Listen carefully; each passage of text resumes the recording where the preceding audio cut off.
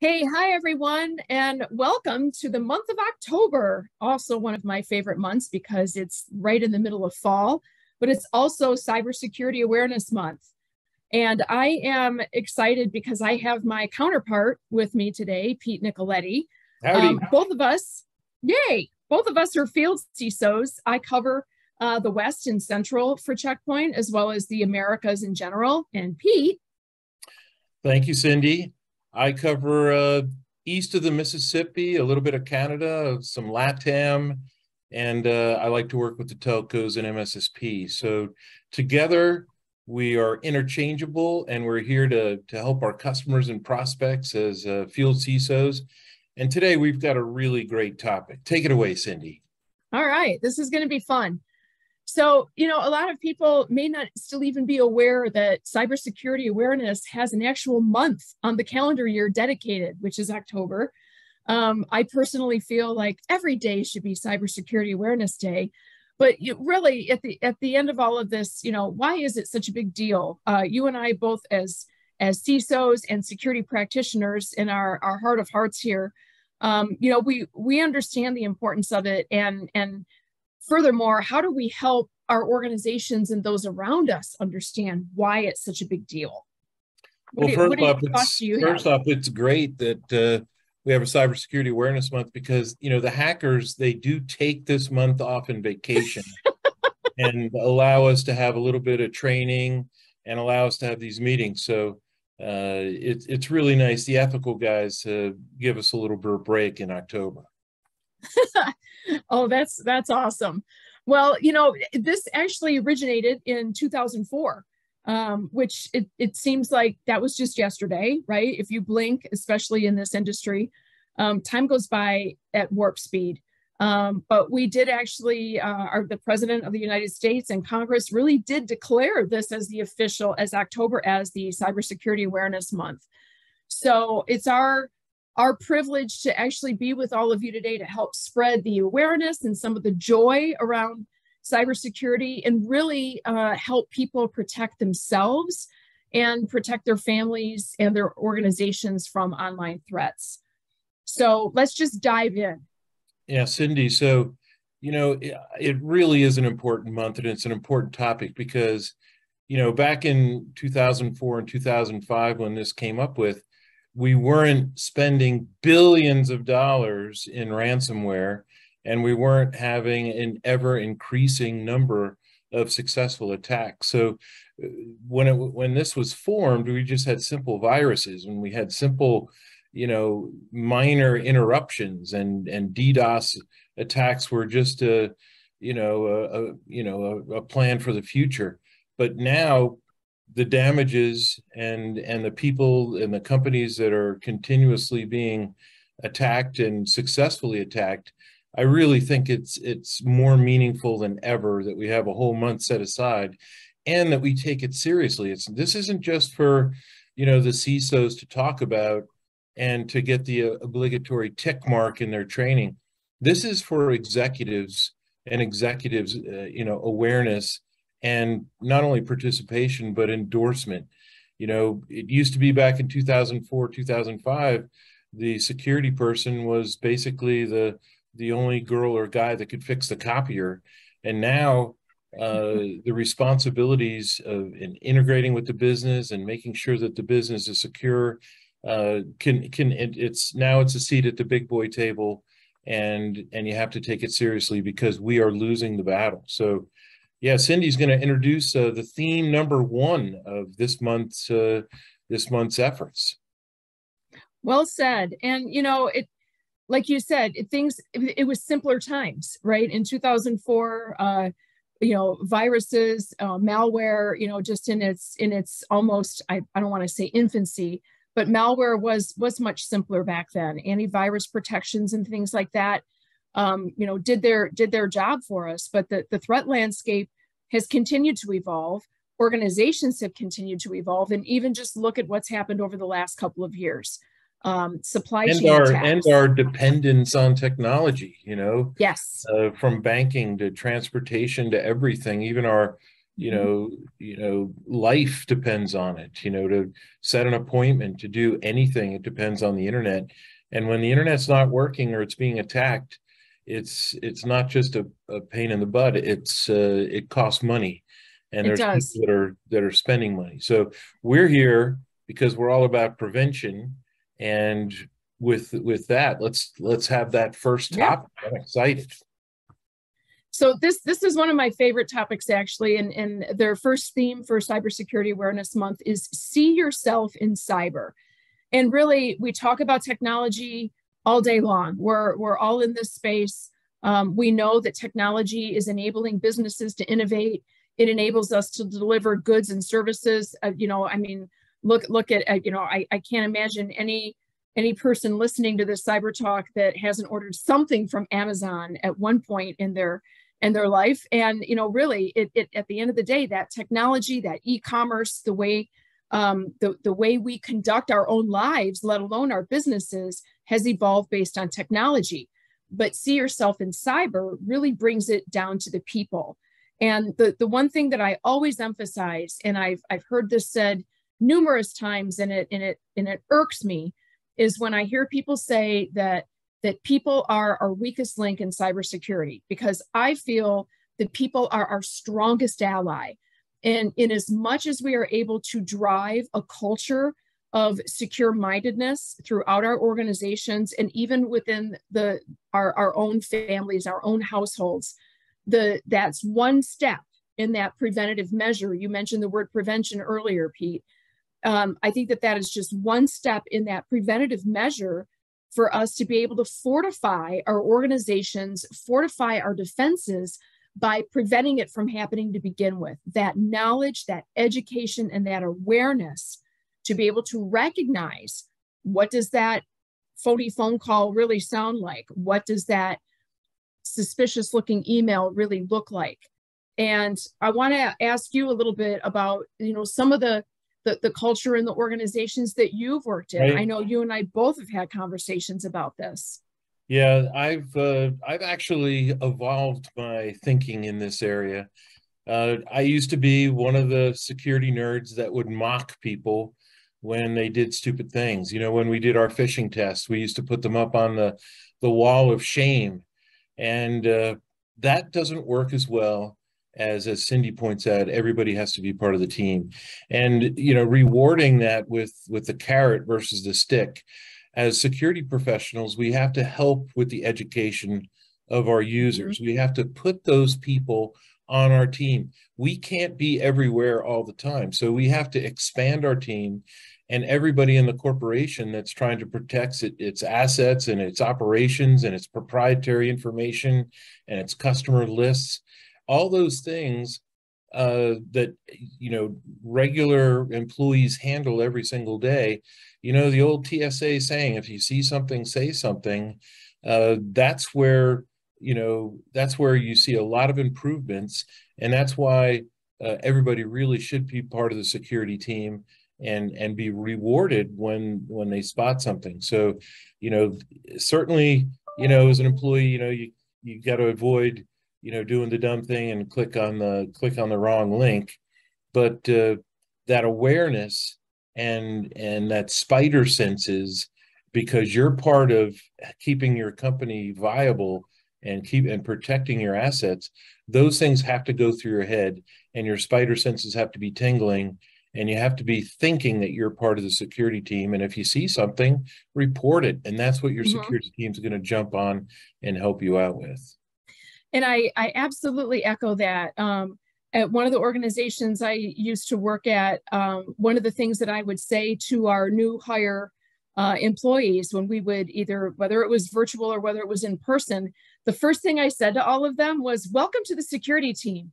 And I would sort of get these blank stares like, "Oh, but wait a minute, no, I'm not on the security team. I'm on a different team." And I said, "No, you really are part of the security team, because each and every single one of you is important to protecting this organization's data, protecting its intellectual property, and more importantly, protecting the humans." So that's well stated. So let's talk a little bit more about some of the technology capabilities that we put in people's hands that it sometimes may seem like we may be getting in their way of getting work done or slowing down productivity. But really, let's talk a little bit about one of the things that's actually called out in this year's theme is multi-factor authentication. I'm always surprised by the number of organizations that I talk to that still haven't enabled multi-factor. There may be some reasons that they don't have the technical ability to do the type of upgrades that require multi-factor, or it may be a cultural thing where they may think that it's really going to slow them down. And so we just have to bring them around to understanding it's not that complex. It gives you that added layer of security. It's just like, hey, before wintertime comes, make sure that you check your tires. Make sure maybe even some people, that depending on where they live, change their tires into snow tires. It's all about just that taking that extra step. So what are your thoughts on MFA? Yeah, Cindy, it's really become a must-have rather than a nice-to-have. It's specified by every one of the compliance frameworks, and it's absolutely a best practice, and it really isn't that hard anymore. Every single one of your personal accounts that you have a critical relationship with, like Amazon, as Cindy pointed out, where you can buy things and money is involved, your bank, every single one of those should not be a single just name and password, because they're typically easy to guess and you're typically reusing those passwords, which is a big, huge no-no. And multi-factor authentication takes all that out of it, and it's something that you know and you have.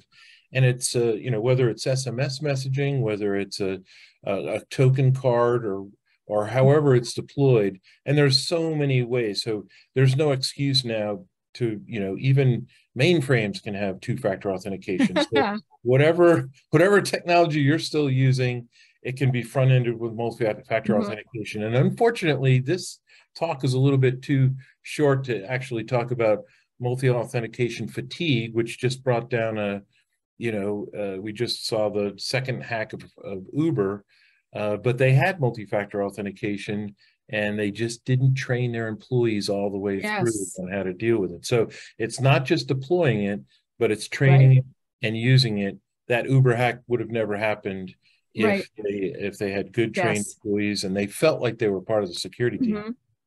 And I want to give an example of something that just happened to me today. Actually, I carry two separate mobile devices. One is for my work and one is for personal. And I actually had, speaking of Amazon, like we did earlier, I got a phone call on my non-personal device that is not tied to my Amazon account that was wanting me to authorize a purchase. And this phone number is not tied to my Amazon account at all. And it wanted me to approve. Your spider senses were tingling. They went right up, and I said, well, number one, this is not the right phone. Number two, I did not, and it actually, what was interesting is on this I'll call it a robocall, it actually listed the items that were for purchase and the dollar amount. And so instead of even going ahead and declining it, because there was option one to approve it and option two was to decline it, I just hung up because I didn't want to give any more intellect, any more information than I needed to at that moment. At that moment, my spider senses went up, to your point, and I just hung up. And I never got. My mother and grandmother answer spam calls, and I keep telling him, don't acknowledge him, don't email. But Cindy, your idea of church and state is absolutely right. We do the same thing. So, we've got to keep moving quickly here. So speaking of passwords, that's another topic here. And when we talk about passwords, we always talk about strong passwords, because as we know, computers are so fast in guessing passwords. And if you're using anything out of the dictionary, or if you're using password or 123, your password can be guessed in 0.2 of a second. So, using strong passwords and making sure that every single website that you use a password at gets a unique site. or it gets a unique password. So don't ever share the passwords. And, everybody jokes about writing down passwords. The thing about a notebook, as long as you keep the notebook safe, notebooks don't need to be rebooted all the time, and they don't lose data. So whatever you have in this notebook, as long as you have it physically safe and locked up, you're going to be okay keeping your passwords there. Yeah.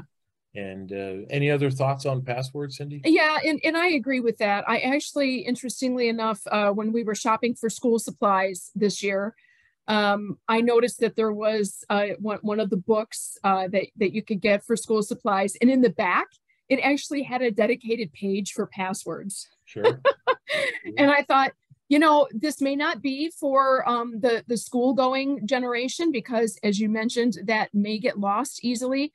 But for our families that may have trouble remembering those complex passwords that they write down, as long as they do keep it physically safe and somewhere close to them, and they're not carrying around in a backpack or, a school locker or something like that, then, the more that we can do to enable them to protect themselves, I think the better, as long as, like you said, the conversation is around not only making sure that that password is difficult for a machine learning to try to guess it, but also keep it in a way that you're going to be able to remember it, because that's where a lot of that user frustration comes into play as well, right? Oh my gosh, I have to make all these complex passwords for all these different places that I visit. Well, why can't I just use the same complex password across everything?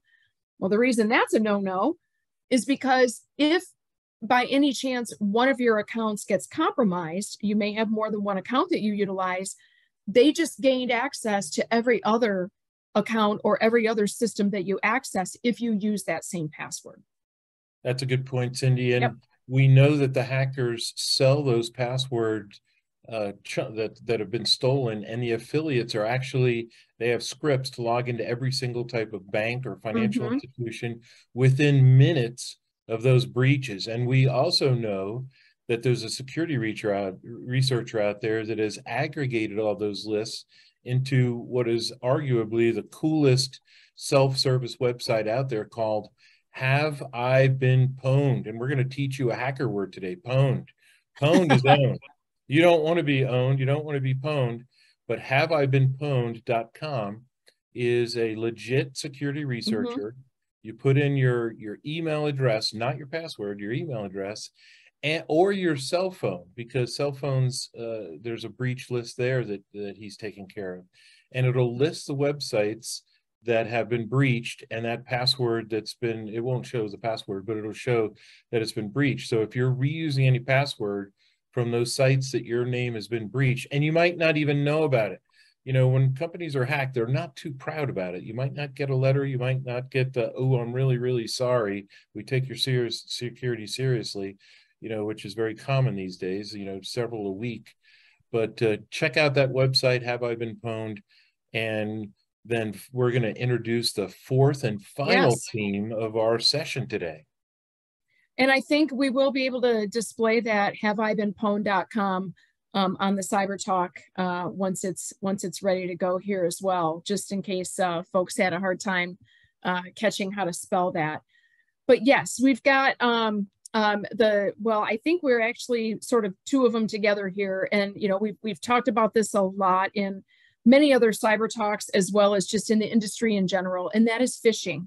Because 91% of all cyber attacks start with a phishing email to an unexpected, unsuspecting victim. And when you think about the types of things that a phishing email does, at the end of the day, it comes down to the people, which is what we started with. They play on your emotions. They play on your psychology. There's some type of a sense of urgency that you need to act quickly. There is maybe something that would be emotionally triggering for you. Maybe, something like, I don't know, a need for rescuing animals, something like that. But anything that triggers that emotion to sort of break down your spider senses, if you will, right? And, at the end of the day, I said earlier, I don't believe that our people are the weakest link. I believe that they're our strongest ally, and really equipping them with the proper way to recognize a phishing email, making sure that they hover over any links that are included in there and see if it really goes to the intended place. Look at the sender. Do you know who this person is? Would you be expecting a message from this? That sense of urgency, as I just mentioned. Of course, if it's asking you for money and you're not expecting to give money to anybody, that's another trigger right there. But that's the thing that threat actors are really relying upon, is that someone will finally just say, oh, you know what, this doesn't feel like 100%, but I don't want to miss out on something, right? That fear of missing out, that's another emotional play.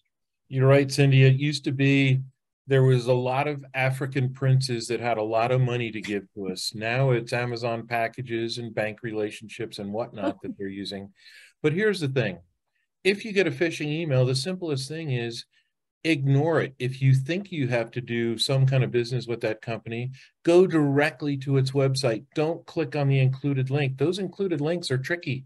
You know, Cindy, you and I know our company just went through the phishing test, and here we are, an internationally well-known security company, and there was still a few people that clicked on the links because people are moving fast. They're crafted to trick you, and they have that emotional element, and they have a sense of urgency, as you pointed out. All Right. those things, your spider, as we've said now, spider senses need a tingle. Go directly to the website or the relationship with, and also report it, because typically the banks and other companies have entire teams devoted to chasing down these imposter websites and chasing down these types of people. And they can Exactly. also send out bulletins. If they're seeing a lot of it, they can send a bulletin out saying, hey, please ignore this. This is how you get a hold of us. You know, we just saw it with the student loan issues, the student loans. All of a sudden, people are getting inundated with, hey, send us $100 and we'll take care of Right. getting you into this student loan repayment program. Well, Yeah, we'll absolve you. guess where your $100 went? It went to a Oh hacker boy. buying a bigger boat in Russia. So you don't want to do that. Right, exactly. And I think the last thing I'll add on to that point, just really quickly though, is that you know, when you really think about the aspect of the training, right? We have both been involved in training programs for our employees, and not just to check a box from a compliance perspective, but to really build and create a culture of secure-minded awareness within our companies. It's so critically important, whether you're a small to medium-sized organization or you're an enterprise. You have to create that culture from the top down, the bottom up, and everywhere in between, because people will look out for each other as well. If you have somebody that may be looking at an email that says, I'm not so sure about this, but then their colleague that may be sitting next to them or talking with them and may advise them, oh, no, don't even go there, right? We at the end of the day are here to help each other through this. Absolutely.